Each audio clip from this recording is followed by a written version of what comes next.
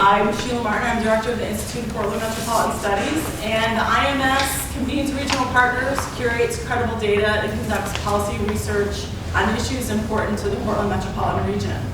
And Metroscape, our magazine, is an important part of that mission because it helps us have a conversation about our regional identity and informs our readers about some of those important issues. I want to acknowledge Rob Drake, who's a member of the IMS board. We have an external board that helps us to identify those issues that are important. And we also have board members that are members of the Metroscape editorial committee. But I want to introduce Lyza Moorhead, who's the executive editor of Metroscape, to get us moving on our program this morning.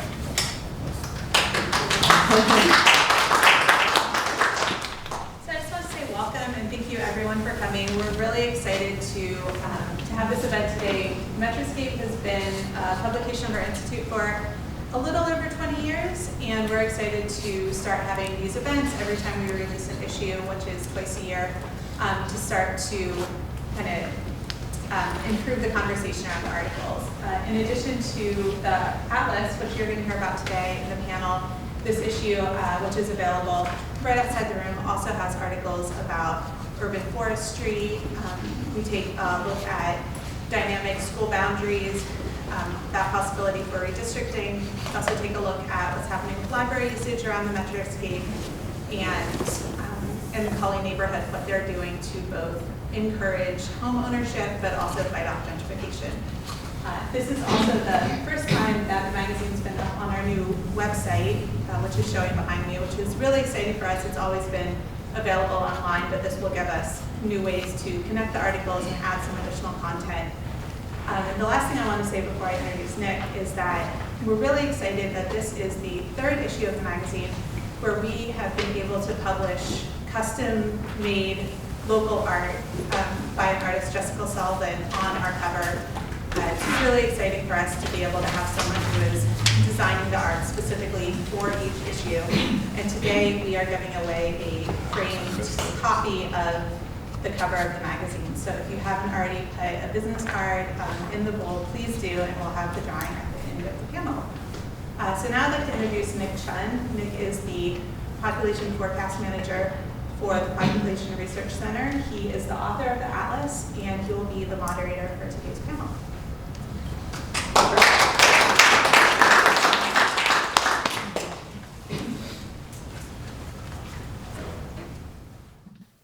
Hello, everyone. Can you hear me? Okay, cool. Well, I'd like to thank all of you for being here today. Lyza actually took up the intro that I was going to say pretty much verbatim, so I guess we'll just jump right into it then. So my interest in this topic began during my time in graduate school, and like a lot of people who live in the Portland area, I was pretty much completely oblivious to everything that was going on outside of the city. And my understanding of Oregon's land use planning system was, at the very best, rudimentary. I would hear the same story, the same narrative over and over again while I was here, where Oregon is a planning-oriented state. We're able to curb sprawl and protect our farmlands through very careful, coordinated planning and zoning. And today I'm not here to debunk that notion, nor is that my intention. But through my discussions with a lot of my colleagues and professors, I realized that the relationship between urban and farm development operated in a much more nuanced fashion. The boundaries between farm and non-farm and farm use, while they were still present, they were much more porous than I had imagined. Really a product of the idiosyncrasies of our management system and a series of political compromises. The more I looked into this, I realized the gap between policy and praxis, the disconnect between our reputation as a planning-oriented state and the lack of data to properly evaluate the success or failures of our policies that we base our laurels on. And so my hope is the products of this research and this panel today will push this topic closer to the forefront. Now, based on the people who signed up on our RSVP list, our audience has a very diverse background, and so I want to provide a brief summary of what's been going on and provide context to this research before I turn it over to our panelists.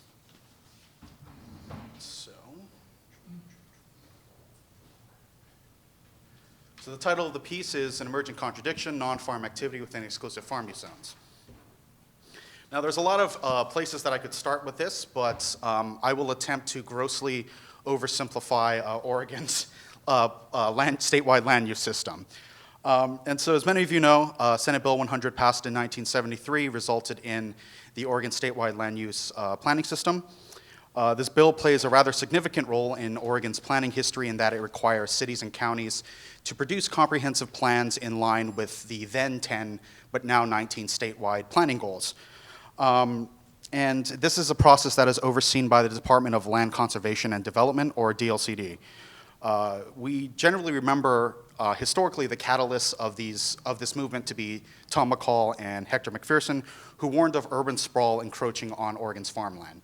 Now, the reason I'm retelling this story that many of you heard probably over and over again is to really drive home the point that Oregon's agriculture, this notion of protecting our ag lands isn't ancillary to Oregon's identity as a planning state. It's very central and very core to identity, and it's something that is very easy to forget for people who live in Portland.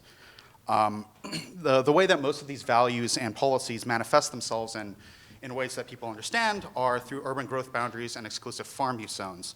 And so UGBs, as their name implies, contains urban development within its boundaries that may potentially conflict with agricultural lands.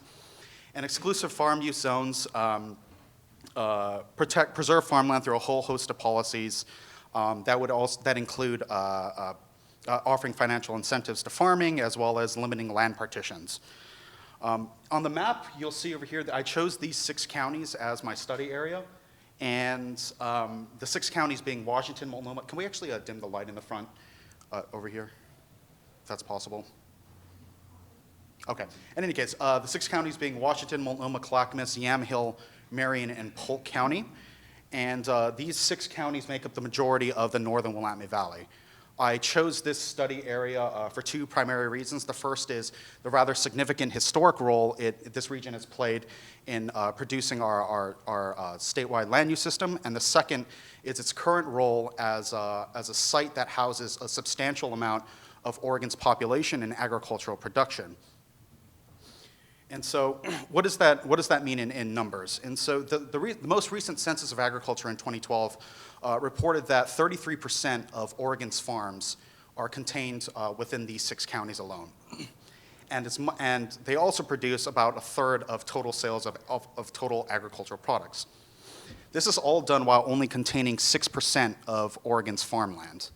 Now, on the other side of things, these 7 counties in 2017, based on our PRC estimates, shows that 56% of the population for Oregon is contained in these 6. That's 6 out of 36 counties. And so this is potentially a very contentious site. And I want to be clear that my work is centered around mapping legal non-farm issues. And it seems, legal non-farm uses and dwellings. It seems a bit contradictory that exclusive farm use zones allow other forms of development, but it's actually clearly described in legal documents. And so this is a quote taken from the statewide Planning Goal 3 of agricultural lands. It says, agricultural lands shall be preserved and maintained for farm use consistent with existing and future needs for agricultural products, forest and open space, and with state's agricultural land use policy. That seems fairly consistent with what most people would expect when you see this. However, later in the document, it says this: counties may authorize farm uses and those non-farm uses defined by a commission rule that will not have significant adverse effects on accepted farm or forest practices. So what does this mean? Well, there's a few reasons for this exception. One is a recognition that open space that EFU lands provide can be very amenable to other activities, such as wind turbines. They also want to allow a degree of flexibility for other non-farm operations to be located on less productive land. So that's land where the soil quality isn't quite as high or the gradient is too steep. And finally, a lot of these non-farm uses and dwellings, they're actually very conducive to farming. And so they produce agglomerative effects. So an example of this would be processing facilities or dwellings for farm workers. And so what is the issue if all of this is legal? Why is this a problem? And the issue is that these evaluations that are done to determine significant adverse effects are done on a case-by-case basis, when really they should be done measuring the cumulative impact of all of these uses. And what my work has done is it's taken a step forward by taking an expansive view of what has developed in this area. To add complexity to this issue, the definitions of what is farm and non-farm are vague, with the latter encompassing a wide variety of permitted developments, and they're not standardized across the counties. And so for farm use, this is the official definition. It says that operations that raise, harvest, sell, feed, breed, manage, and sell livestock, dairying, or any other agricultural or horticultural use. Now, that says both a lot and not very much all at the same time. Now, non-farm uses, unsurprisingly, are even more difficult to categorize, as their criteria have broadened over time. The number of allowed non-farm uses it has increased from 6 back in 1963 to over 50 today. And the difficult part of it's very difficult to delineate their impact on farming because some of these uses are actually fairly close or consistent with the official definition of farm use, and so that would be examples of like agritourism or viticultural operations.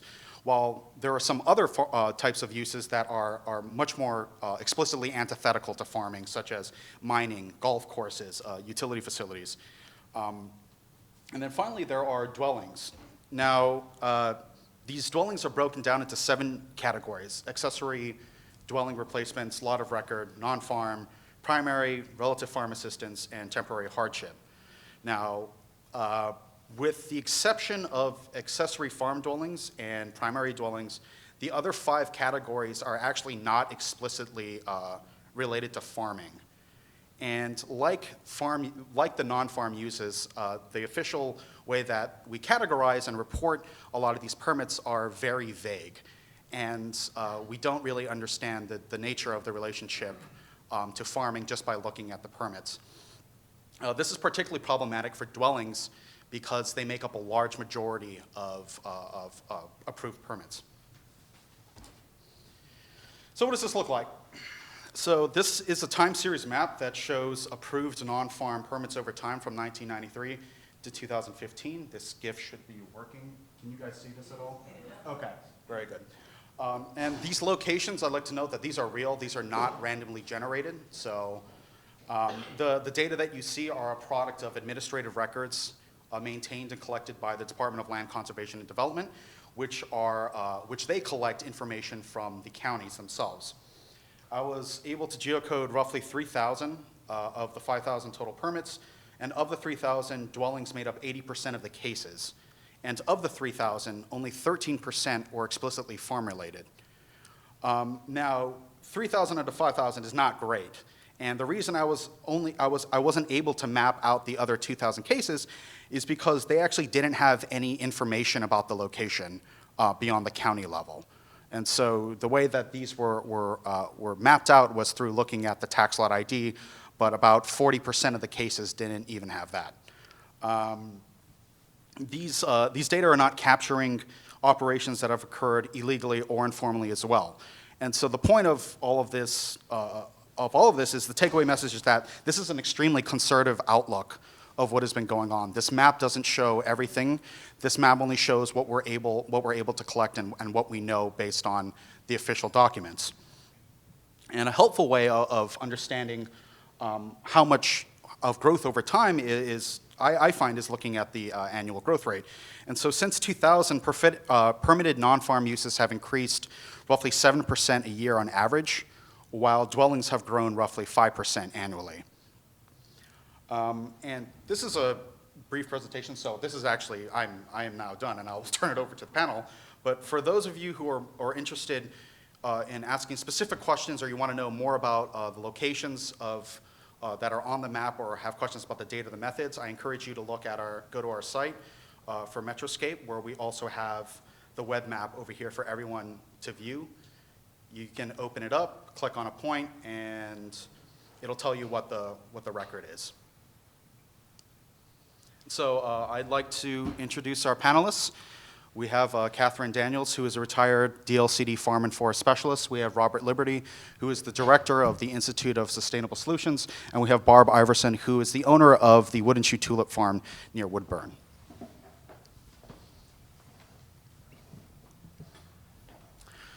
So thank you for being here today. Perhaps you all could start off by maybe talking about why you're interested in this topic and some of your thoughts on the map and the data. What does it show? What doesn't it show? What does it accurately portray, et cetera? Can you hear me? Okay. So I'm Katherine Daniels, and I am definitely retired. Doesn't say retired, but I am. First of all, thanks to Nick for a very important piece of research. Thank you, Nick. Mm-hmm. I'm very impressed.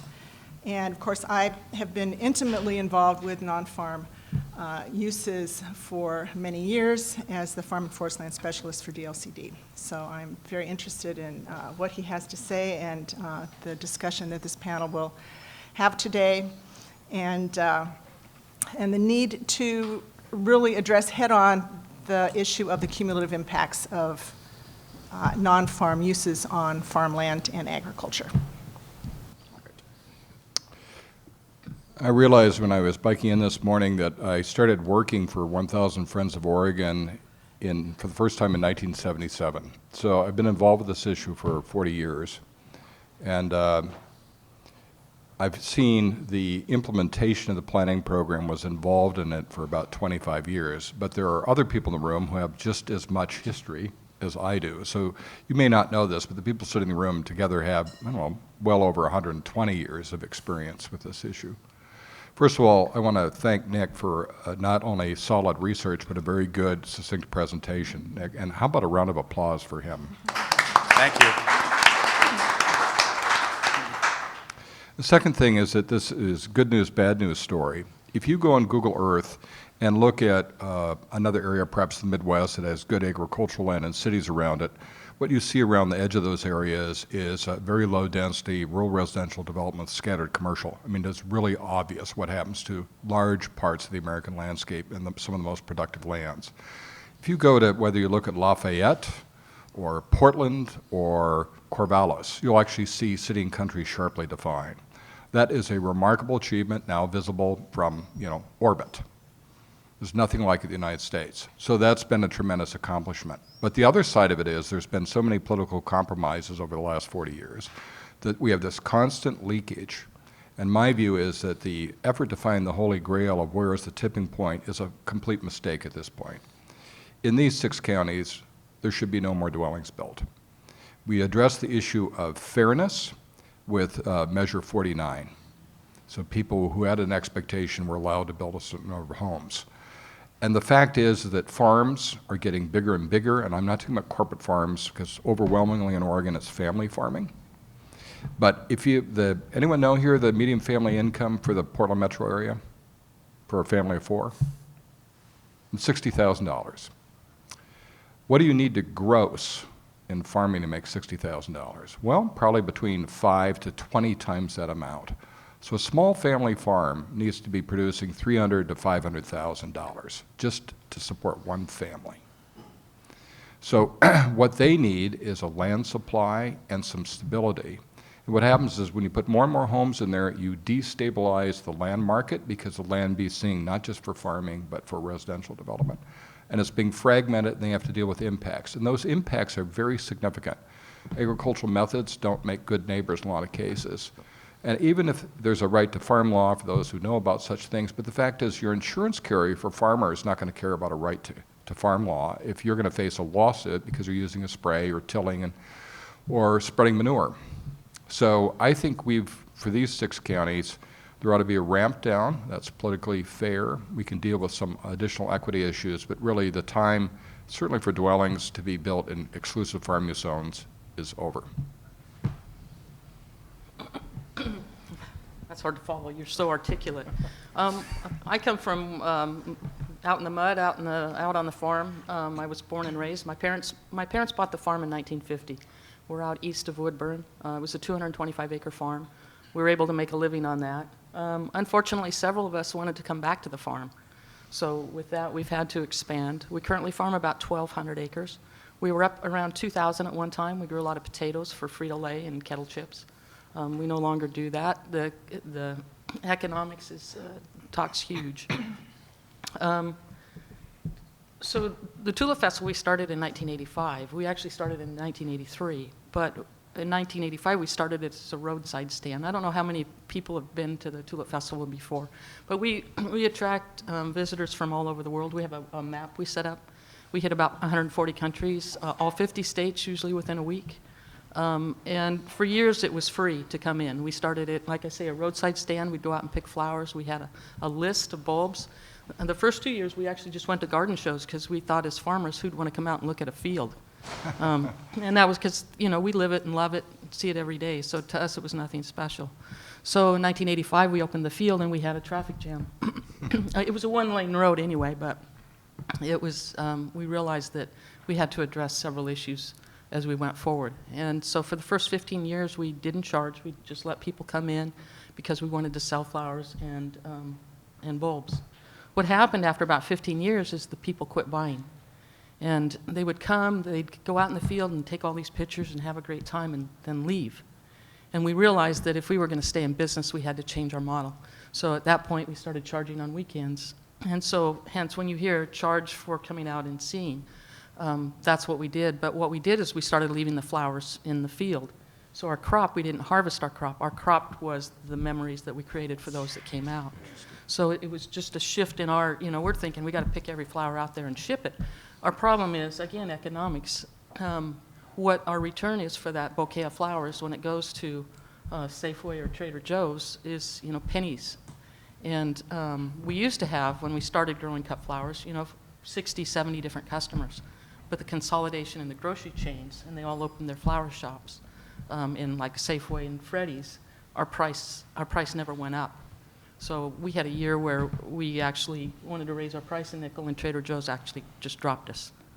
So we lost that entire market. So, you know, for us, a lot of it's economics. The Tulip Festival for us, I say we farm 1,200 acres. Tulip Festival, we set it up, and that month is almost as lucrative as farming 1,200 acres. And 2 years ago, it did make more than 1,200 acres of farming. It's wrong. I mean, we get entirely frustrated with it because it shouldn't be that way. You know, we're raising food and green beans and sweet corn and grass seed. But that's what it is right now, so we have to get bigger. Now, that being said, Senate Bill 100, when you brought that up, we live in South Clackamas County. So in the early 70s, late 60s, it was coming our way. And we got active in the South County Planning Commission, or planning group out there, because all these little cul-de-sacs and 5-acre ranchettes were showing up, and it was just gobbling up Clackamas County. And so it probably saved our farm. And anyway, thank you, Nick, for bringing it to our attention. Well, thank you all for your responses. You know, something that, Robert, that you brought up and that I alluded to in the presentation was political compromises. You know, this is actually opened up to all the panelists, but I'm just going to ask like a very simple question, like, how did we get here? How did we go from just a few uses to, or just a few points to basically a whole lot of points just looking at the time series map? Well, it's a kind of a standard story, which is after a vision is created that has some integrity, then there's always very particularized lobbying around a need for additional use. I mean, the list includes fireworks production. I mean, it's a long list, water bottling plants. So each one of those companies or advocates could come in and ask for something. The other part, it was a strategy by Oregonians in action explicitly to weaken farm use zoning by authorizing as many non-farm uses as possible, an organization that was dedicated to dismantling of the Oregon Planning Program and almost succeeded. So their strategy was to always reinforce these. The other point, though, that you made that's really important is that we do not have a state environmental policy act. People are often surprised who come to Oregon and say, well, you're very green, you must have that. California does, Washington does. And actually, by the way, the perverse results of that are it's being used to block a lot of environmental things, like bike lanes in San Francisco were held up by litigation under the State Environmental Policy Act for years. More money was spent by the city defending the lawsuit under the California Environmental Quality Act than the bike lanes cost. But that is basically a fundamentally different approach, which is case-by-case decision-making by usually a very narrow group of people. That's not planning. So we fudged, you can't plan everything, so I understand that, but we fudged by making certain policy decisions broad gauge and then allowing case-by-case decision-making, often with very few people observing and minimal enforcement. So that combination of events, if we had excellent enforcement, we'd be a lot better off, but we'd still have a fair amount of this development. So that's what I saw year by year. In fact, once I heard there was a candidate for governor who talked about how the planning program was frozen, needed to be updated. I went to the law library and collected all the amendments to the planning program from 1975 to 2000. It was 800 pages. It's just a total lie that the program hasn't been updated. But each one of those, there is often a little nick taken out of it. So I think we need to stand back and say, where are we headed? Thank you, Robert. Well, it's been a long incremental process since 1963. As Nick said, in the beginning there were only 6 uses allowed in EFU zones, and today there's over 50. So a number of them are legitimate uses tied to agriculture, such as small-scale processing, commercial activities in conjunction with farm use. Others are uses such as non-farm dwellings that are allowed on non-farm land, little inclusions of non-farm land within the EFU zone. And still others are uses that really require a rural landscape, such as cell towers, major transmission line corridors, aggregate mining, and that sort of thing. But then, as Robert noted, just about in every legislative session, there's been a constituent or two who've lobbied their legislators to add yet another list to the long list of uses allowed in farm zones. And that's how we got up to 50 plus uses. So it's definitely a concern. I've heard some people argue that there should be a cap, and for every new use added, one should be taken away. That would be an interesting challenge for the legislature. Thank you. Maybe we fall under a few of those additional things with agritourism, and we've got a winery as well, and we have a lake, we have a solar arrays. Solar arrays are on top of buildings, though, and on farmland that we can't farm. I mean, it's not. So we're in some of those additional uses. For us, what we're seeing out there, though, is we're seeing out-of-state companies come in, buy places. We've got empty houses out there. The smaller farms are going away. There's the consolidation. As people retire or they die and the family takes over, and the value of the land is so much that they end up selling because they can't settle within the family. So we've got a hazelnut orchard not far from us that's 300-400 acres. Again, an out-of-state company has bought it, and an almond grower from California. And so we lose the rural demographics. You know, I'm on the local fire department and have been for 30 years. I went on a call yesterday with the same people I went on a call with 30 years ago. We just don't have the infrastructure and the people out there to step up and volunteer that we used to. So, I mean, the houses that are empty in our area are growing. The number that actually farm, I would say, you know, in a 5-mile radius from my house, probably 1 in 20 farm. Most are commuters. They have jobs in town, and that's what they do. They just want a place in the country. Barb, that was a good comment, and I think the challenges of farming have meant the authorization of these kind of ancillary connected uses. I don't see that as a problem. Yeah. I know that there is a big argument in Yamhill County over winery tourism, because I see what's happened in Sonoma County, and it kind of overwhelms the farming, but the things you talk about kind of make the economics work better. Personally, I think they're great. They're not really a compromise. The other thing you mentioned, though, is the larger context for farm use zoning, which is what's happened with now, even in Portland, residential land and commercial land being sucked up into a global market for land. It's changing things. And the generational change, which Professor Megan Horst is working on, these are intersecting with these additional uses. One other thing it's challenging. Another challenge is the supply of labor, and farm labor is called unskilled, but you talk to any farmer, like, it is highly skilled and highly valuable. And most people in the United States won't do it, and won't do it well. I mean, it's open knowledge in the farm community. And so there's a substitution now of capital for labor, more and more machines. You can see tractors without anyone in them. So this is not confined to agriculture, but you're seeing it there. So all of that means a lot of shifting. The other thing, that map is a little daunting in itself, but remember, it wasn't a blank slate before that. Those farm use zones had a lot of stuff in them to begin with, a lot of homes already, including when farms used to be much smaller, farmers then own 3 or 4 homes. They have to lease them out, sometimes for their workers. So the impact is even greater when you consider what was already there. And one thing that doesn't show up, and it's not, Nick's research is very solid, I'm very impressed, but replacement dwellings are not considered a new use, but you take a shack and replace it with a 3,000 square foot home. It's very different use. Thank you, Robert. This is actually a really good segue into the next question, which I feel like you guys have kind of answered already.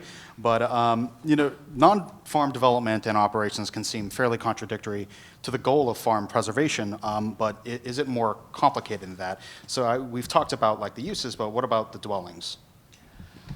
Yeah, let me respond to that. So first I want to clarify, we're not talking about permanent land preservation. We're talking about the exclusive farm use zone, and it is definitely a non sequitur.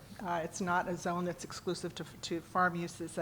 The real purpose of the EFU zone is to limit the conversion of farmland to other uses.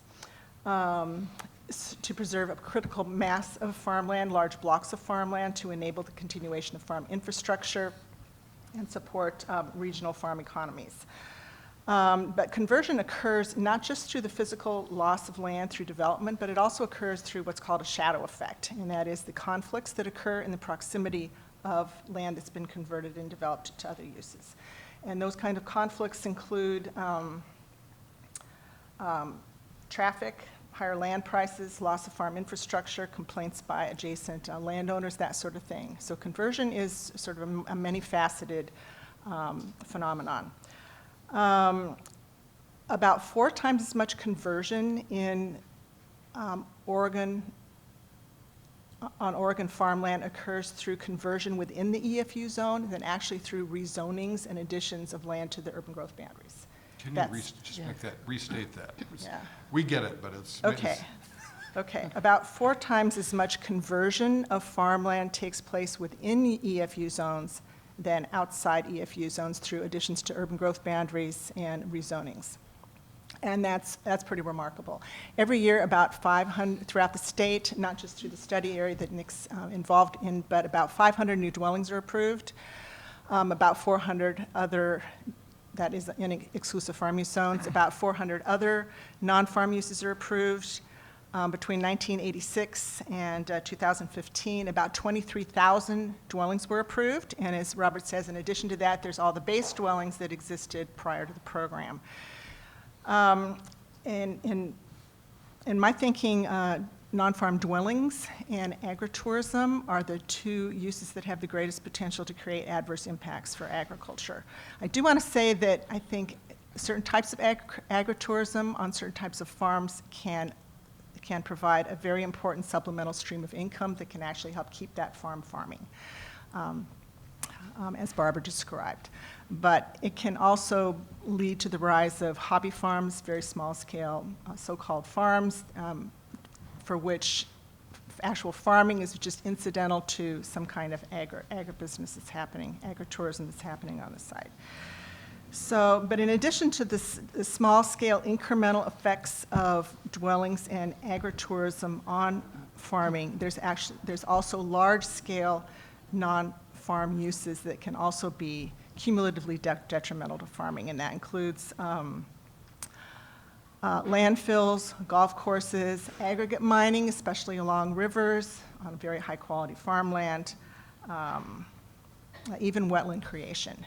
So you've got your small-scale incremental non-farm development that can impact farmland, and also the large-scale single-purpose uses that can adversely impact farmland. Do you want to go next? Yeah, no, I'll address the agritourism a little bit. So for us, safety is huge. I mean, that's the number one thing. But, and I realize the impact. I mean, the Yamhill County, the winery tours, there's all over the place. But I know for us, it's been a game changer and really helped our farm as well as others. You know, those that want to live their dream and they come up, you know, Scotty Jones, for example, they bought a little place in Alsea, small farm, and they wanted to raise sheep. And they raised sheep for 3 years. Farm was on the chopping block. They were going to sell it. They couldn't make it as a go. And they had a dwelling in the back that was a farm assistant helped their daughter. They thought their daughter was going to come back. Didn't happen.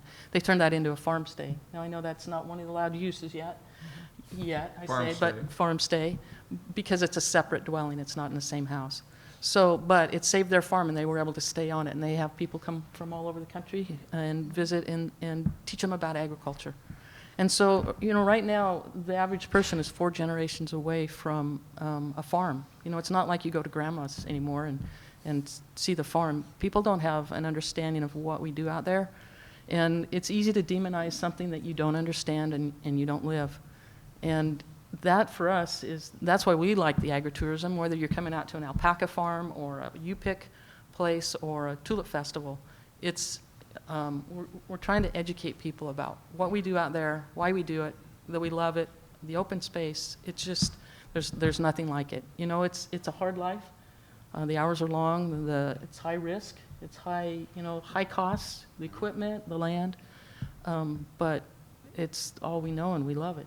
So whatever it takes to keep that going. And so that's, if my neighbor wants to do something that's going to keep them on the ground or keep them in the farm, or so they don't have to sell it, especially multi-generational farms. I mean, if the average age is 59 of a farmer, and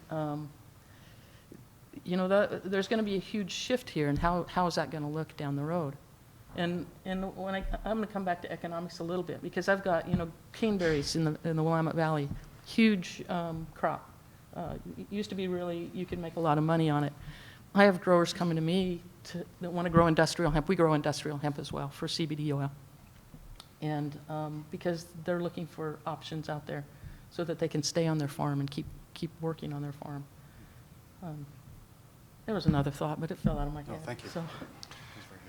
Well, I want to come back to dwellings, but I want to comment on some things Barb said. So one of the things you'll just observed in her discussion is we have this, city people often have this antiquated view of farming about, you know, it's 80 acres and a barn and a home, and, you know, they grow corn.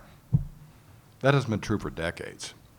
Farmers are often the first to adopt new technology. They were one of the first to use cell phones. The other thing that I think has been important about agriculture in Oregon is a lot of highly entrepreneurial farm operations. Lots of experimentation, innovation, exploration.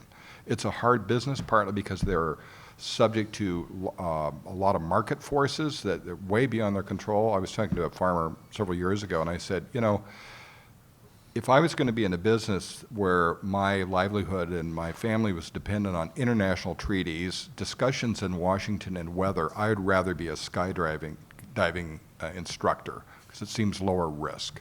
It's risky and volatile. So one of the things that I'm concerned about is we've had a lot of great farming adaptation, a culture of enterprise and farming, and because of the climate, even as it changes, a huge variety of crops can grow, and it's like the Central Valley in California. And what happens is these larger forces, including the retailers, the processors, and insurance underwriting, all of that is making it harder and harder and the margins smaller and smaller. So this is very tough. I'd say that, so a certain amount of flexibility around things that are directly connected with farming can be helpful. At the same time, you've got to protect the land base, and that's why I think we ought to say, certainly in these 6 counties, but in a couple other counties as well, why are there more houses being built? It has nothing to do with farming. There's a lot more houses than there are farms. By the way, and one quibble I have with Nick is the Census of Agriculture says there's, 36,000 farmers in Oregon? That's just ridiculous. That anything that could produce $1,000, which is like a cow-calf pair, is a farm. That is not a farm. It's like saying, you make your business and stamp, you know, you build a house for your stamp collecting activity, right? Those are not businesses. We're talking about business enterprises. And those are generally farms producing over 100,000 a year, and that's minimal, right? So I think Why are there more houses? In the past, it was a feeling of unfairness to people. I think that was addressed by Measure 49. We don't need it for labor supply, and there's a lot of houses that are really commuting. And they have a highly destabilizing effect on farm practices and on land prices. And so I think we ought to have a ramp down and say, done. No more houses. This is a farm zone. It's not a low-density residential zone. So I think, with Rob and Catherine's comments and Barb's comments, on the one hand, we're saying that some of these developments that are coming up, they can be very detrimental, but on the other hand, in some cases, it can help preserve a farm and pass it down to generations. And so, the next question is, what does the state of non-farm development tell you about the future of agriculture in Oregon? Is it possible that some of these concerns are overblown? If so, why? Well, I'll give a quick answer. Look at Clark County, Washington.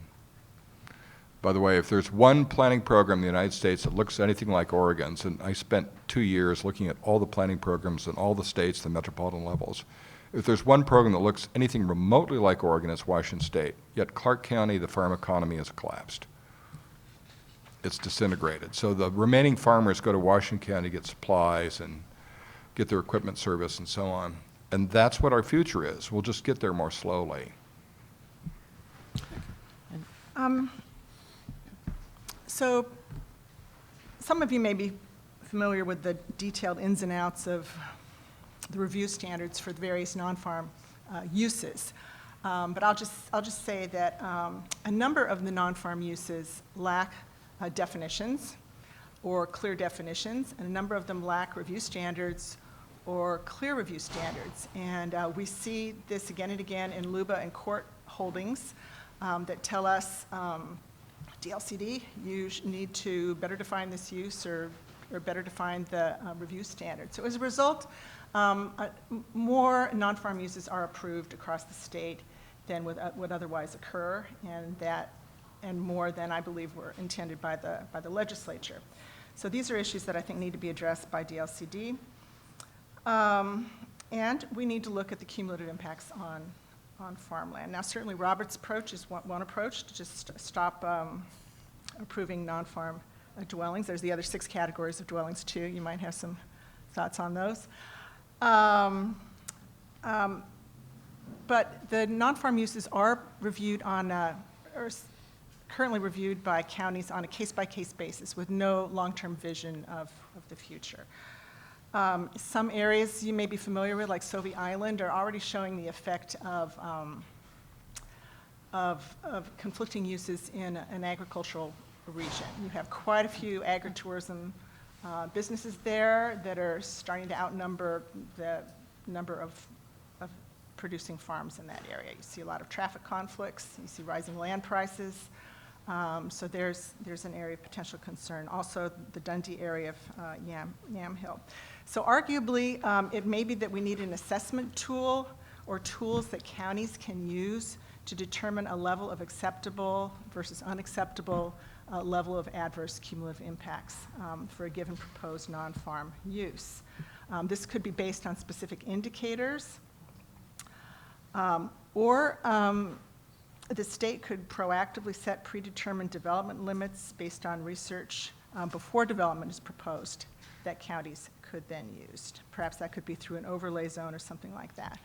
But if some sort of assessment tool like that were to be developed, the region that it would apply to would have to be determined. It could be a county, or it could be an agricultural region within a county, for instance.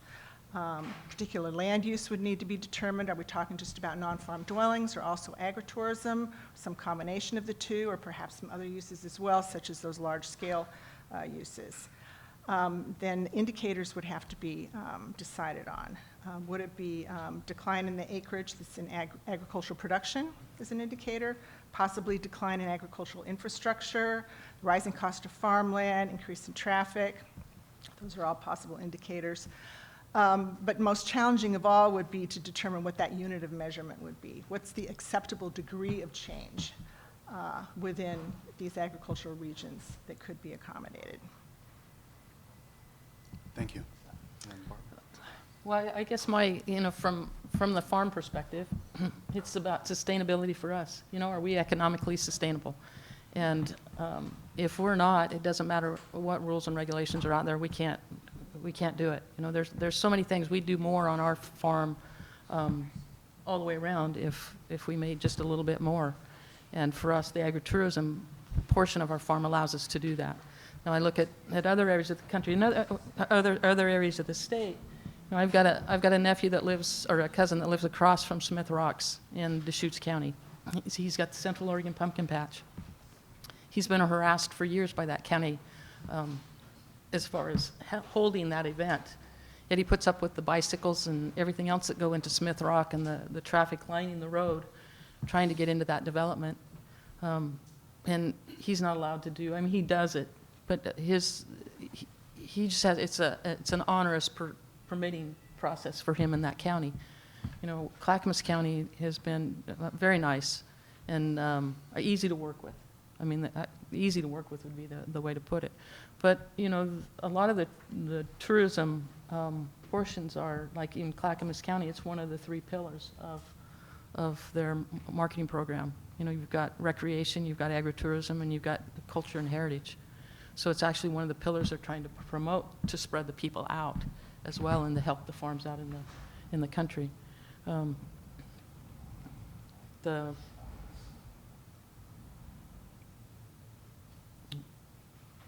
Where are we going? You know, I'm with you on the dwellings. I don't have a problem with that. You know, the replacement dwellings, that the second house never gets torn down, or the hardship case where the second house never goes away. That's fairly common out our way. But again, it's for us, it's economics.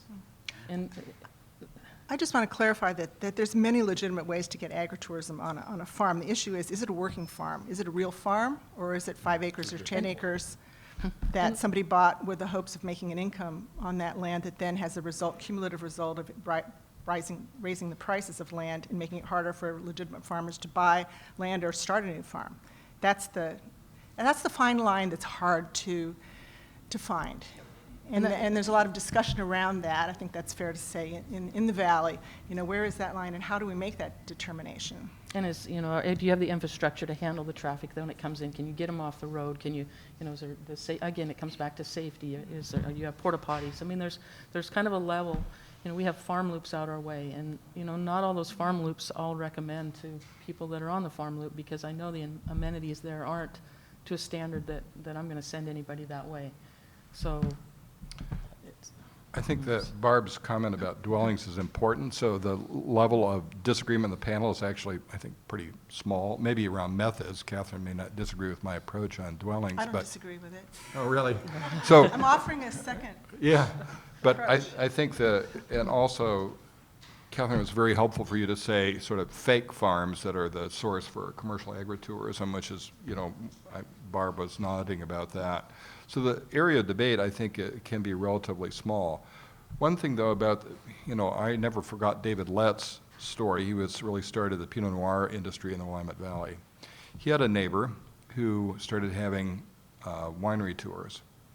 His neighbor had phylloxera, which is a disease that kills the vines, and in order to overcome it, you have to substitute American, basically Concord grape stock, which has been true in Europe for a long time. But for years in Oregon, you could grow it on the same rootstock.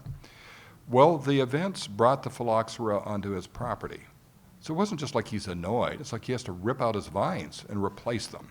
So these impacts can drive someone out of business. Another story that one person in the audience also knows was someone had a sheep operation in Willamette Valley, and they brought in a different breed of sheep that were much higher value for wool.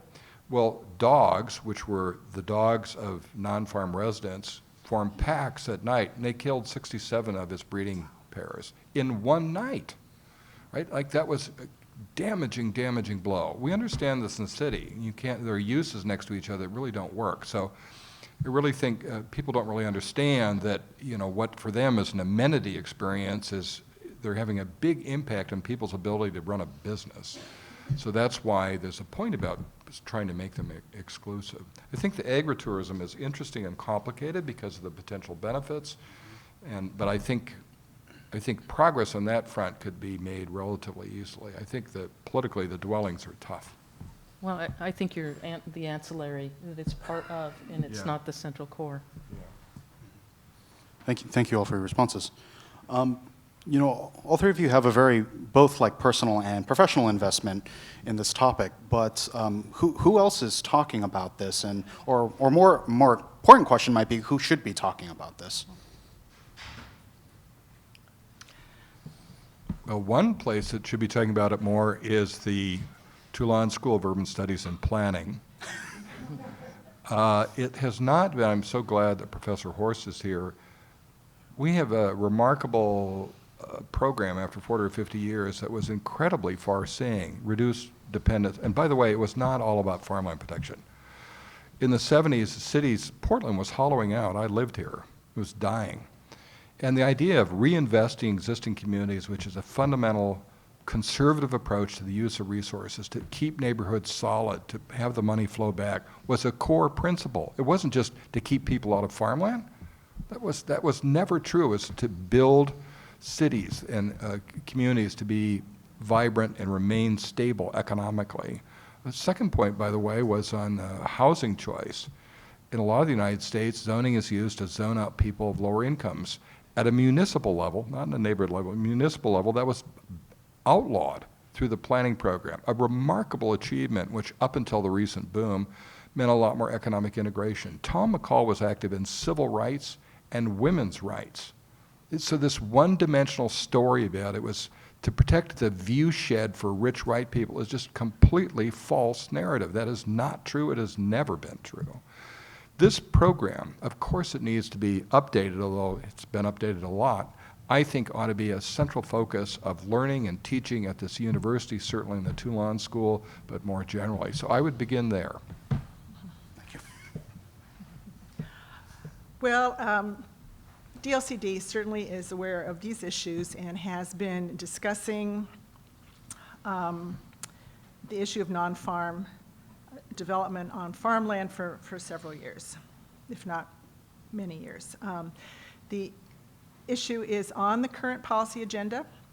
It's on what I would call the slow speed channel. The agency does want to look at definitions of non-farm uses, at review standards, and at cumulative impacts.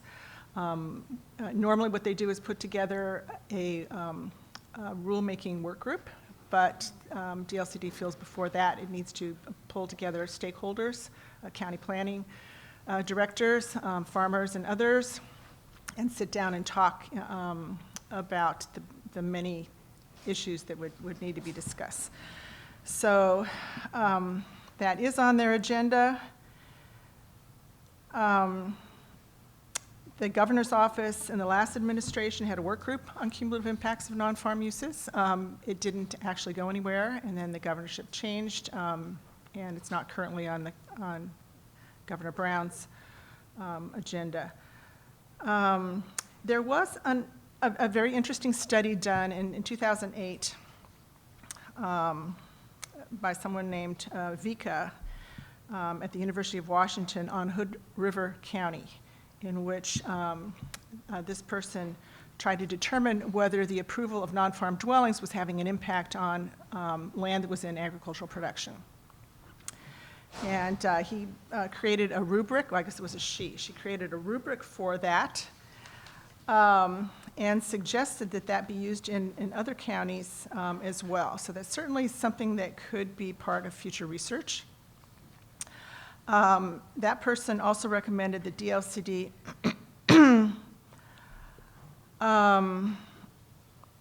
invest in an internet-based reporting system to improve the accuracy and completeness of county reporting of decisions made in farm and forest zones. The counties are required to report every type of non-farm use to DLCD. DLCD has done that a couple years ago. All the information is now provided online. The reporting cannot be submitted unless all the blanks are filled in, which was not true in the past, which is why Nick had some incomplete data. So that has been fixed, that's been changed. So that's a suggestion for the future. Other than that, I don't know who else is talking about this. Well, I'm glad to hear that something is on the slow track. Anytime government does something on the slow track, we're excited out in the farm ground. That means less regulations. But, you know, for us, who else is talking about it? I look, you've got a lot of the destination marketing organizations talking about it. Travel Oregon, you know, they're promoting things, whether it's state parks or farmland. And me, if they're going to Silver Creek Falls, I don't know why they can't come by my farm versus going down the main road. Or coming past our place, it's a lot prettier. So why not take advantage of that traffic that's going to happen anyway? Other ones, you know, a farm bureau. I'm a member of Oregon Farm Bureau, and again, it's ancillary and auxiliary. It can't be the central core of your business. You're a farmer, and then if you want to do those other things, or agritourism or farm stand, that's okay. That's their philosophy to remain sustainable. Other ones, you know, there's the Farm Loop Group, Oregon Ag Partnerships, which is they're starting farm loops out in the country. Of course, you guys are talking about it. I think that's on your docket. You've got a farm advisory group that is talking about. Thousand Friends does, yeah. Sorry. That's right. Extension, I know it's on their docket there, because their goal is to educate people. So again, they're working a little bit with the farm loops as well, just because if you can get people out on the farms, you can educate them. And that's really important. That's important to me, because you guys are all voters. And the more you know about what I do, the better, as far as I'm concerned. I mean, we're wide open. We take any questions. You know, we farm 1,200 acres. We farm industrial hemp. We're a Tier 2 marijuana grower. We have grass seed. We've got green beans, sweet corn, vetch seed. You know, we're wide open. We'll show you anything we do. And because we want to be transparent. But it's easy to sit here and talk about the farm ground when you're not really out there. There's actually one more group that's got this issue on its radar, and that's what's called the Working Lands Collaborative. And that's a loose-knit group of mostly retired land use professionals. And Sorry. what? I won't make a joke. I was going to make a joke. Never mind.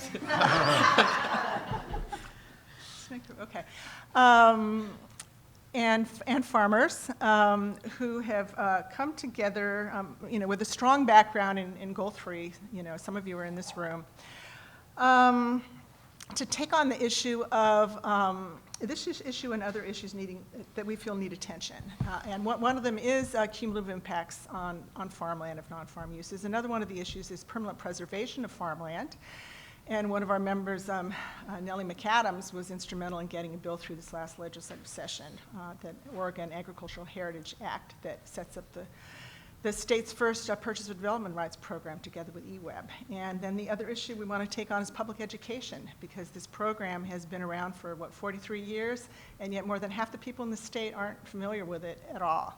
And there's a danger in complacency and not understanding what an important and effective program we've had over the years. And so that's something that this group is taking on as well, most notably through developing a curriculum for the outdoor school program for 5th and 6th graders throughout the state. But this particular issue is definitely on the groups, and I'm on that group agenda. Just a follow-up about the importance of mapping. So this map will shock a lot of people. 20 years ago in the state capitol, when there were actually journalists in the state capitol, I asked them, how many dwellings do you think are approved in farm use zones in Oregon every year? There were two, someone from Medford Mail Tribune and the Oregonian. And one said 2, and the other said 5. Those are journalists, or were journalists. So people are completely unaware of this. The example I have from the Power of Maps was when I was, as a fairly newly minted attorney at Thousand Friends of Oregon, one of my responsibilities was to review the comprehensive plan and regulations for Curry County. Curry County is on the coast, borders California. It only has about 16,000 residents. It has a remarkable, it's the banana belt of Oregon, remarkable climate, and can grow things that can't be grown anywhere else, but also great timber production and so on. Anyway, the county had produced maps showing all its zoning, and plan designations, and they were all on blueprint paper with sheets about this big, and they, you know, there's no standardization in Oregon or in the United States to zone designations, right? Terminology is completely different. You can't look at one thing and understand it. So they had all these things like FX, you know, SD5, with cross-hatching in blue. That was how you were supposed to understand the map. So I took out all the maps for 101, which are about the length of this room, and taped them together, and with colored felt pens, colored in all the development areas outside urban growth boundaries they had designated. That's possible if you can show that the land had already been developed or partly developed. So at the time, the Land Conservation Development Commission had 7 members, and it was clear to me that they were prepared to approve the plan. I was prepared to litigate the plan. But I did it deliberately in a dramatic fashion, and I repeated what the county had said about, you know, how careful they were and thoughtful. And then I took the map, it was in a roll, and went like this, and it unfurled in front of them. And they all stood up and looked at it. It went from 7-0 to 4-3 in 1 minute, because it revealed the lie that was buried in these obscure, hard to understand terminology and zone designations. What they saw was 20 miles of development authorized on Highway 101. So I didn't win there. I did win in the Supreme Court. But that is very powerful. On a map like this, and the time sequence, and if the pre-existing dwellings and uses can be added in, I think it has a big impact. So in order to educate, it's one thing to send out old people who have a long history of the planning program and try and talk about it. You show a map, and there's ways of animating it. I think it has a bigger impact. And that's also why this event is so important, and why I think you should give another round of applause to Nick. Thank you, Robert. Well, thank you, Robert. So this is the final question, and you know, Katherine, you brought this up, or actually all of you brought it up, but talking about some of the changes that DLCD is making in terms of its data collection and methodology process. But what else can we expect to see in the future? So what are some of the next the next steps in this process? Well, the non-farm uses are the province of the legislature. So that DLCD has no control over the specific uses that are allowed in EFU zones. They do have significant authority over defining those uses and establishing review standards for those uses. And they could certainly take on the mantle of developing a rubric and indicators for determining unacceptable cumulative impacts on farmland. They could certainly do that, and I would certainly hope that they move on that sooner rather than later.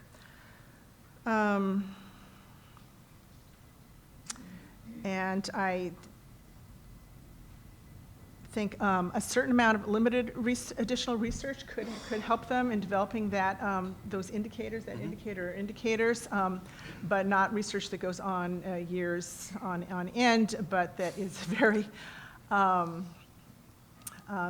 quickly done and used to encourage DLCD to step up and finally address this long-lived issue. There's 2 problems in Salem with this reform effort. One is the Republicans, and the other is the Democrats. And when the planning program began, and this is not unique to Oregon, there was a much more even distribution of party representation across the state. Multnomah County in the 60s, 50s, and 60s voted pretty much like the state as a whole. So we've become very polarized. And one of the things that's happened is that urban Democrats are, a lot of them are just chicken, I think, but they don't want to deal with any rural issues. They feel on the defensive because they're not knowledgeable about it. They don't have colleagues from their party to talk to them about it. And they like to cut deals like the Republicans, and so they cut deals out of a program in which they have no longer any personal investment. When the program was developing, and it wasn't just passed in '73, there was a lot of changes in the first decade. Some of the leaders were from Democrats from rural areas, including John Kitzhaber from Douglas County, Wayne Fawbush from Hood River County, Tom Troop from Deschutes County. So they knew these issues and could speak convincingly within their caucus. So I think there's there's going to have to be some hard work to re-engage people, and for there to be some political salience, which is a polite word for what I have in mind, to defending the program. And, you know, it's hard to overcome this rural-urban divide, which is not just a political divide, it's ignorance. Also, as someone who was born in this state, when I was growing up, middle class, where we traveled for vacation was Oregon and Washington. And we got to know the state pretty well. I think there's probably lots of people in Portland who've been to Paris more often than they've been to Bend. So I think in the rural parts of the state, and by the way, that's not even a clear term, but in many parts of the state, the feeling is that there's hostility, particularly from this metro area. I don't think that's the problem. I don't think that's true. I think the problem is just complete ignorance, like clueless, you know, what the rest of the state is like. So knitting people together in some way is hard to do now when we can access people in Beijing as easily as Bend.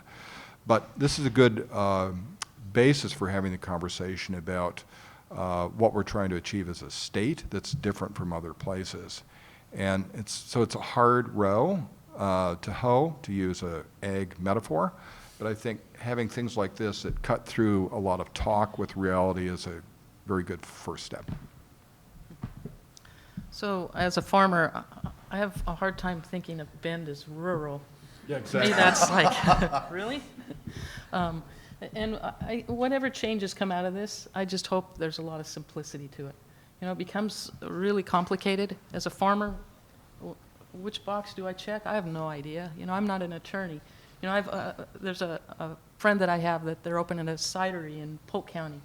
And they went into the planning commission and they laid their application down, and the guy sat there and said, well, I can't help you with that because you didn't put the ORS there. I don't know where to look it up. I mean, we have to become experts at all of this, and we have so much coming at us from every direction as farmers. It's really hard to be an expert at anything, so simplicity would be great. The other thing is, and I might get in trouble, but enforcement. You know, that second dwelling, do a follow-up and make sure it gets taken down, the replacement dwelling, or the hardship case, or things like that. We see lack of enforcement out there. I mean, no, they don't work on our roads either, but enforcement on the housing angle. You know, I'm seeing trailers out there now. We have drug houses. The trailer, you know, and we had a migrant camp near us that was a dump, and we worked with the county for years to try and get that closed down. Never got it closed down. And I actually had an employee that worked back there, and he bought a trailer house, moved it back there, hooked it up, and the guy turned around and charged him $5,000 a year to put it there. I mean, we see abuses like that and feel powerless to do anything about it because nobody really listens. So, but now there's a cluster of mobile homes, the ones you drive now, back there. And so we're seeing more of that. So enforcement, it would be nice to get a little more of that. Not to me, don't look at me, but you know, those other places. It's actually, I'm sorry, I want to follow up on something you said, Barb, about simplicity. Any system, like I taught a plan implementation class here, any system that's so complicated, I can tell you zoning, the planning program in Oregon, the regulatory part, the planning part is pretty simple. The implementation part in the statutes, there's basically state-level zoning in rural lands, is very complicated. The procedures are very complicated. That does not foster good outcomes. It's one of the things I like about urban growth boundaries is because they're actually incredibly simple idea. People get it. When you get in a lot of subtlety, what that means is the people with the resources to work through subtlety are the ones who get the benefit. And that's true for land use regulation. So the idea is that complexity builds in more nuances and discretion. I think it does more harm than good. So things like making basic decisions about whether something's authorized or not is a starting point. Not having endless process. It's not good for outcomes. In fact, one of the things we're losing in Portland is we had and in other parts of the state, it was supposed to be very clear about residential development. Now we have a design review process, landmarks review commission that rethink basic policy points like how much you can build and how high you can build. I think that is just antithetical to the basic idea of the planning program, which is clarity and objectivity helps all parties, and we're getting away from that. So I couldn't agree more about clarity and simplicity and the need for enforcement. Thank you all. That's pretty much it for the questions. So if you guys have any final thoughts, feel free to speak it. If not, I'll turn it over to the audience for any questions that they may have. I'm ready for them. Yes. First off, I have it on good authority that in the card is dancing in his grave over your maps. So I think anyone who doesn't know who Ian the card is, you should look him up. I think you've done a wonderful job, and I assume that the data that accumulates is going to fit largely. So my question for the panelists is, can you speculate at all about the use of this tool, the value, and tell us how we think about this, the data you'd like to see accumulated from, for example, in the next phase of changing any urban program, or in any of these uses? I think this, I think this type of data could be used along the lines of the VICAS study in combination with base dwellings to look at a variety of areas in specific counties, like section by section, count the number of dwellings over a certain period of years and determine either what the loss of farmland was or what the increase in the price of land was, and compare it to other areas with little or no development, non-farm dwellings. A little bit of a continuation of that, with a little more detail, and using indicators, some kind of indicator along the lines that I described that are in the VICA study, could really assist DLCD and move them forward. First, about what data I would add, and I discussed this with Nick, is I would, at a minimum, try and locate all the pre-existing homes from before '86, because they're pretty substantial. The other non-farm uses, some of those could show up pretty easily on a database, like former gravel pits and so on. Some of it's pretty hard, though. But I think just starting with the dwellings, I'd put that on a map with a slider by year. By the way, I wouldn't try and map the year back to the 1880s or 60s. You know, it's just start at 1970 or something, or 80, and then I'd have a slider. And then I'd break that up into counties and to show it by county, and to show it by state representative and Senate district.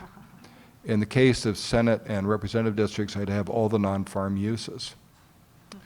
The other thing I would do is I'd try and combine that with some more realistic information about what farming is like.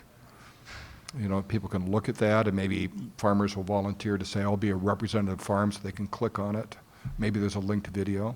Another thing would be that it's not very good, but a time sequence of satellite image at night in the winter, which shows lights and light emissions, would be important, and it could also be linked to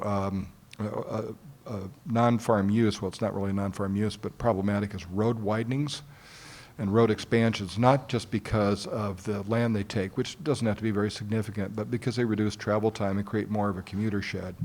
I would put that in so people get some sense of over time and could connect with individual farmers. I think that would be helpful.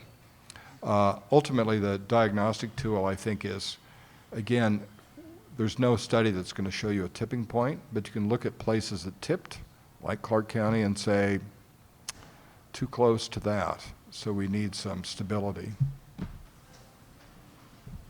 Ditto. Yeah. No, I just found it interesting. The only suggestion I would have is, I know there's new dwellings that have come out in our area that were not on the map. Yeah. Yeah, again, I'm very well aware that all of the dwellings and the uses are not mapped on in here. This is more of just a representation of what we know and what's officially collected.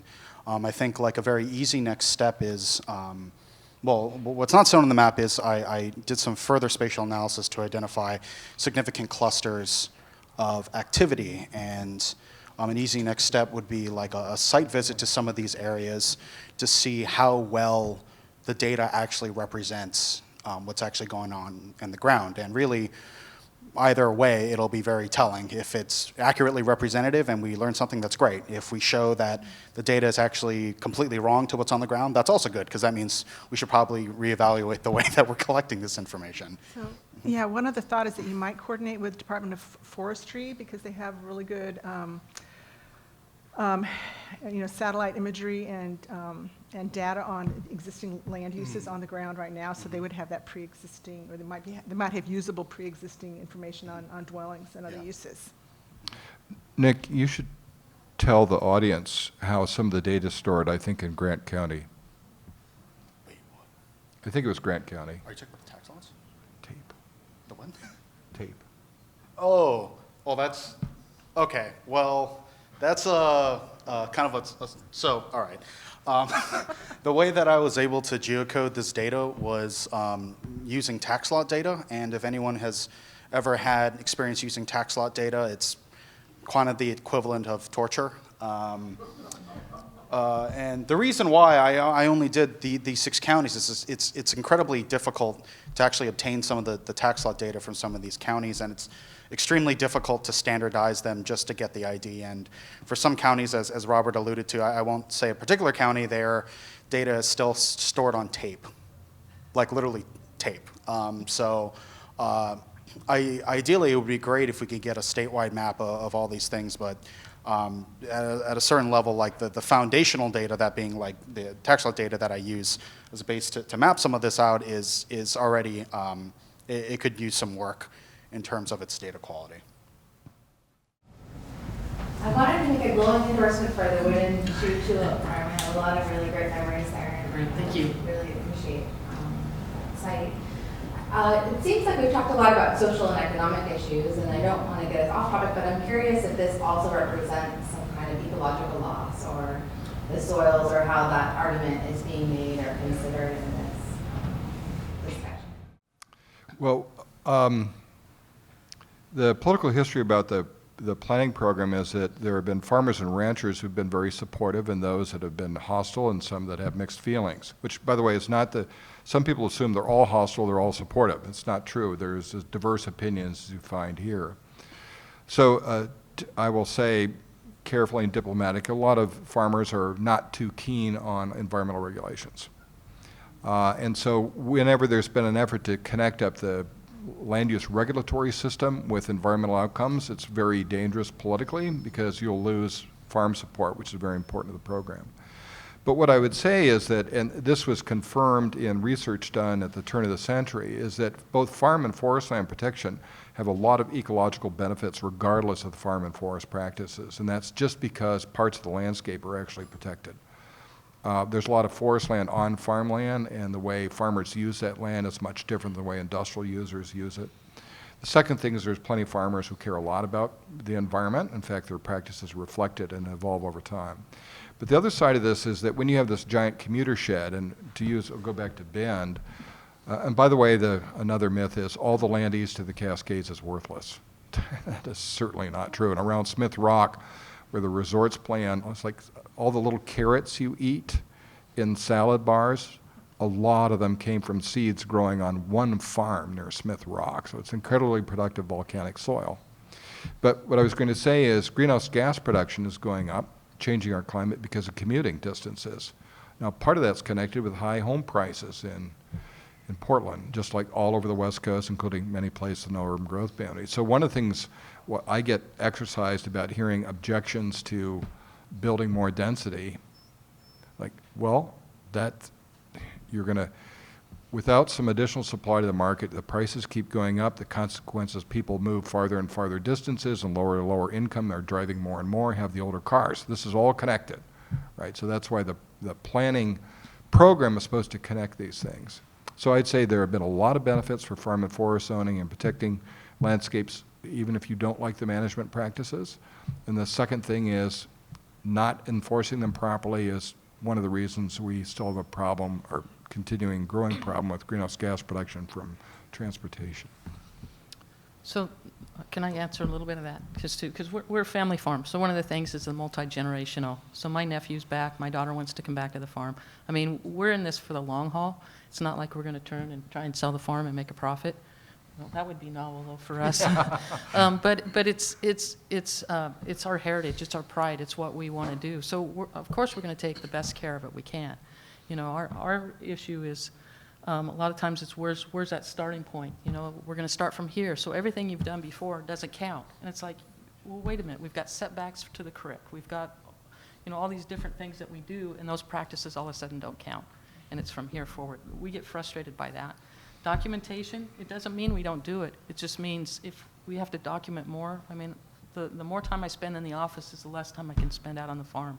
And my days are pretty filled in the office anymore, unfortunately. So, I would just add that there's a lot of wetlands on farms, in addition to forest. And also the new agricultural heritage program that I described, the Purchase of Development Rights Program for placing easements on farm. It's a really unique program in the country, as far as I know, in that it is coordinated with eWeb, and that the farms to be chosen are those farms that also choose to make investments in protecting ecological values on those farms, like establishing riparian habitat along streams and things like that. That's not typical of other purchase of development rights programs in other states. So there's definitely a link there between the farm community and the environmental community in that legislation. I didn't mean to do more than the non-farm activity create more of an environmental crisis, since we were kind of talking about the social and economic crisis created for existing farms. So. But it was a great response. What do we know about the household incomes for people who live in the exclusive farm use areas? In other words, what percentage of their incomes as households come from non-farm activities? Well, as you've heard, almost all the people who live in farm use zones are not farmers, are not engaged in farming. It's certainly in the Willamette Valley, because there's a lot more houses than there are commercial farms. So the idea that all the houses are connected with farming just hasn't been true for a long time. The second thing is that depending on where you are, the incomes of people in rural areas are pretty sharply polarized. So they're wealthy and poor. That's what you see. The people who have the money to buy and get through the permitting process, or buy a modest home that was a farm dwelling and make it a replacement home. So I see a lot of income polarization in rural areas as well. The other part about employment is, of course, a lot of the labor supply is seasonal for agriculture, and that's becoming more expensive. They're not, the people who allow us to eat what we eat are not permanent residents. So I'd say it's a very diverse mix, and it varies from region to region in Oregon. But I would predict, by the way, Jerry, that I don't say it would be the same, but the income polarization we see in the cities is paralleled in the country. I guess even at the household level or the farm enterprise level, there's a dependency on non-farm income. Many farm households depend on some family members working off farm to bring in income to maintain the My nephew's married to a school teacher, which is ideal because you get great benefits, and she gets the summer off. So when he's working all those long hours, then she can take care of the kids, and he can go out and farm. And I would agree, and it's not a new phenomena, it's an old phenomena, and actually in the city we have the same thing. You know, you have two incomes to support the household, so it's not distinctive. I think the economic cycle and challenges in farming means it's at least as important, maybe more important in the city, but it's not new. Yes. I'm Debbie Jacob. I'm from Columbia County, and I'd just like to know all of your input on the definition of marijuana as an agricultural crop. We've been overloaded with marijuana grows. In your area? I'm sorry. Yeah, because there was a lot of investment. I'm just curious, is it truly, is it typical, is it a standard typical agricultural crop? It is. It's just a plant, just like so anything it's else. just a plant. The issue that comes along with it is, of course, the client, the people. You've experienced that. The investors The people that come through and visit those grows are a little bit different. But the regulations are huge. So we have a tier 2 grow because we thought, well, why not? So a pound a pot is, a year ago it was 1,200, now it's spiraling down. But that was 10.5 tons of corn I would have to grow for that 1 pound a pot.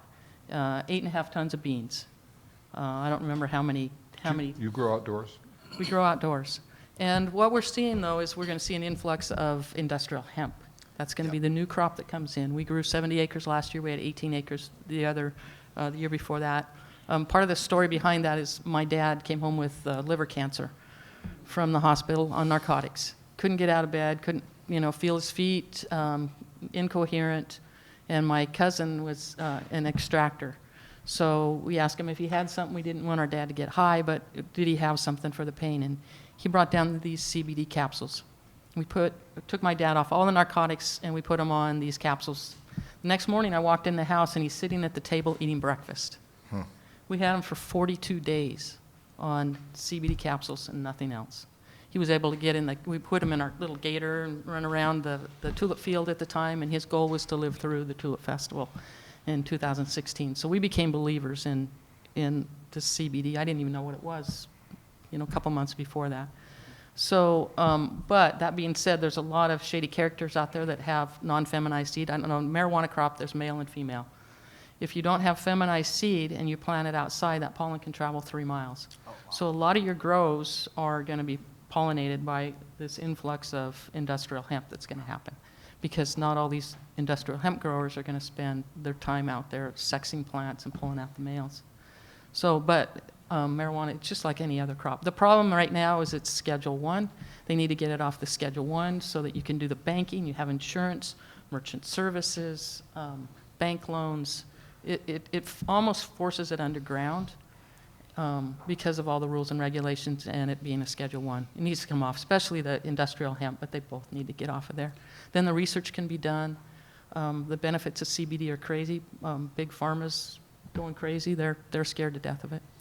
I'd also like to note that depending on how marijuana is grown, if it's grown indoors, that can be extremely energy intensive.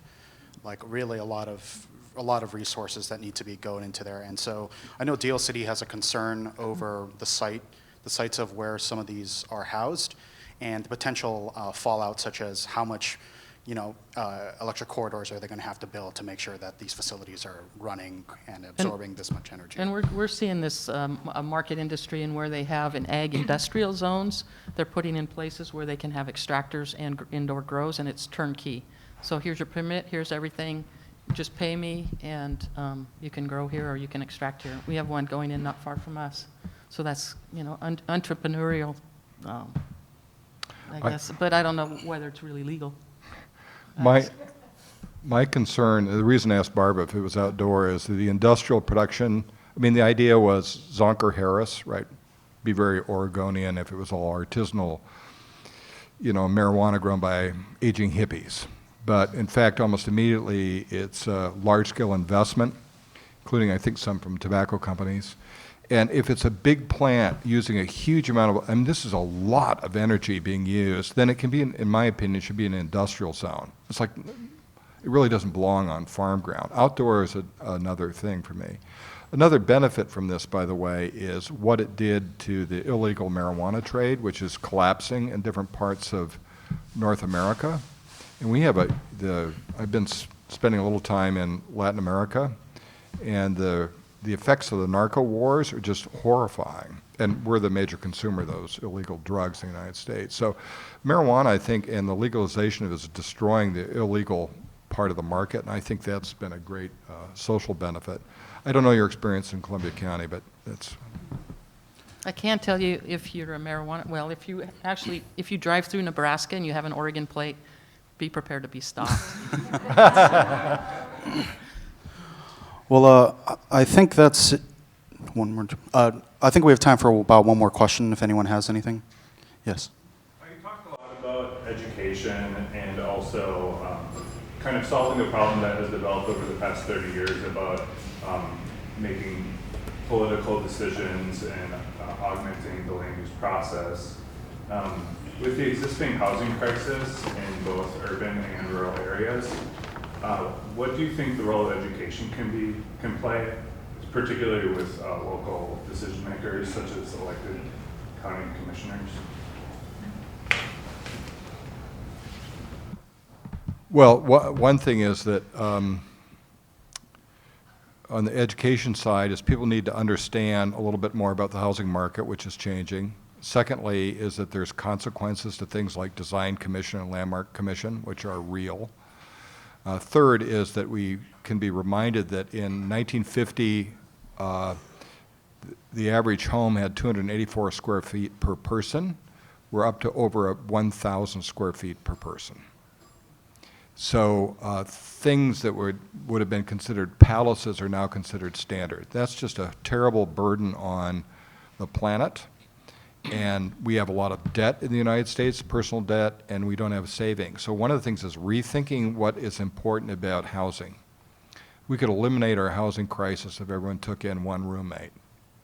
I mean, immediately. So I think some of this education goes not just about the regulatory system, but about our values. And I think things can change. Smoking is one example, but there are others. And I see a generational change in attitudes towards things like driving and consumption. It's a mixed bag. There are also plenty of millennials who are very high in the consumption ladder. But there's more of a feeling about the value of experience. If we think about our cities and our landscapes as providing experience, not things for private consumption, but experiences for public consumption that create community, I think we have a very different view of life and what's important in life and how we use resources and what we see as important, which are community bonds, not a three-car garage. So I think if we were to go back and look at the values of when America was great, the houses were a lot smaller.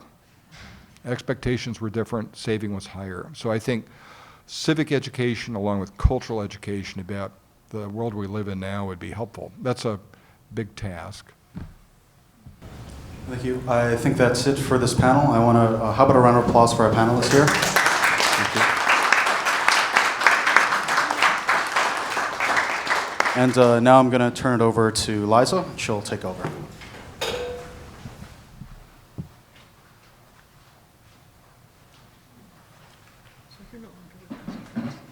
I just want to say thank you again to Nick and thank you to our panelists and thank all of you for coming and remind you that this is just one of the interesting stories in the current issue of Metroscape. If you don't already have one, there are some on the table and some back issues as well. Our next issue, which is coming out in June, will be taking a deeper look at federal funding and its impact on Skamania County. We'll be looking at missing middle housing in the Metroscape, and we'll be looking at asthma and its connection to other issues of demographics around the country, or not around the country, it's a little ambitious, around the area. And before we close today, I would like to do our raffle. As I mentioned before, we are lucky enough to have original artwork created for our magazine, specifically for this issue of Metroscape. And so to thank everyone for coming, we would like to give away a framed copy of that artwork. Has anyone not entered yet? We have copies of cards that you can fill out real quick if you wanted to enter. You pick? Yeah.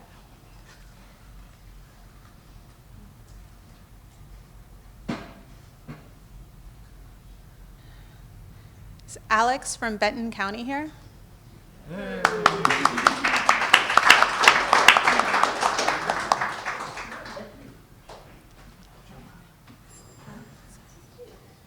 Thank you all for coming, and if you are interested in being on our mailing list or being a subscriber to the magazine and you're not already, let me know. Thank you.